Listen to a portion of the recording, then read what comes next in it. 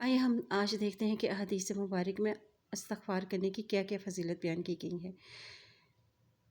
قال رسول اللہ صلی اللہ علیہ وآلہ وسلم طوبی لمن وجد فی صحیفته استغفارا کثیرا، کہ خوشخبری ہے اس شخص کے لیے جو اپنے نامہ اعمال میں بہت زیادہ استغفار پائے۔ نبی پاک صلی اللہ علیہ وآلہ وسلم نے ارشاد فرمایا کہ جو شخص باقاعدگی کے ساتھ استغفار کرتا ہے، اللہ تعالیٰ اس کے لیے ہر مشکل سے نکلنے کا راستہ بنا دے گا اور ہر پریشانی کو دور کر کے کشادگی یعنی اطمینان عطا فرمائے گا، اور اسے ان طریقوں سے رزق دے گا جس کا اس کو وہم و گمان بھی نہ ہوگا۔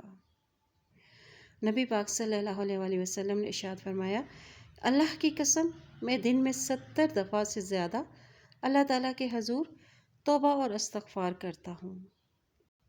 ایک اور احادیث میں نبی پاک صلی اللہ علیہ وآلہ وسلم نے ارشاد فرمایا کہ گناہوں سے توبہ کر لینے والا اس شخص کی مانند ہے جس نے کبھی گناہ کیا ہی نہ ہو۔